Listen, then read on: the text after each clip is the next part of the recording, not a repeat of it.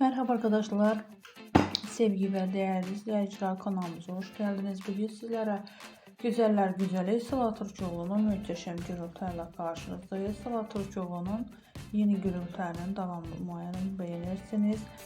Halil İbrahim Ceyhan'la yeni fotolarının, yeni gürültülerinin devamlı gelmesi istiyorsanız kanalımıza abone olmayı ve beğeni yapmayı, bol bol yorum kısmında yazmayı unutmayın. Hoşça kalın arkadaşlar. Bizden bu kadar.